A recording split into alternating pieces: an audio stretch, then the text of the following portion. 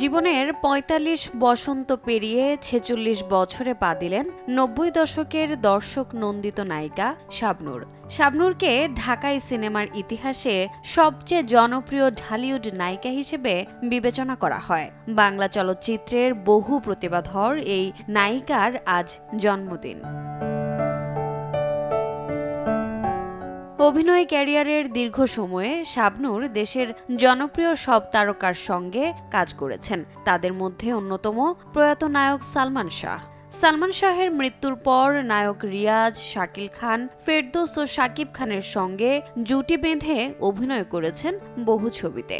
সিনেমায় অভিনয় করে দর্শকদের তুমুল ভালোবাসা পেলেও জাতীয় স্বীকৃতি সেভাবে মেলেনি শাবনূরের।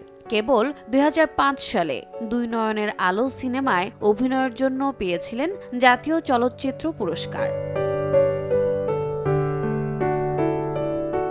সর্বশেষ ২০১৮ সালে তাকে প্রেক্ষাগৃহে দেখা গিয়েছে পাগল মানুষ সিনেমায়। সিনেমাটি খুব একটা ব্যবসা সফল হতে পারেনি। তারপর আবারও দীর্ঘ বিরতির পর তরুণ নির্মাতা আরাফাত হোসেনের রঙ্গনা নামে একটি সিনেমা দিয়ে ফিরছেন শাবনূর। সিনেমাটির পোস্টার প্রকাশের পর হয়েছিল আলোচনা সমালোচনা। সেই রঙ্গনার শুটিং এখনো চলমান। সিনেমাটিতে শাবনূরের সাথে পর্দায় আরও দেখা যাবে কাজী হায়াৎ, ফজলুর রহমান বাবু সহ আরও অনেক তারকাকে।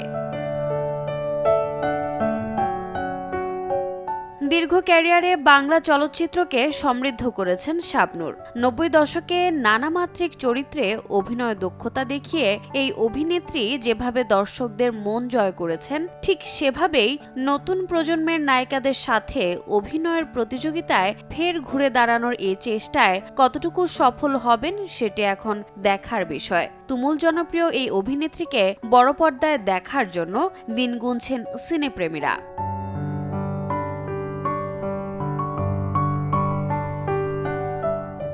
রোজা চৌধুরী, সময় সংবাদ, ঢাকা।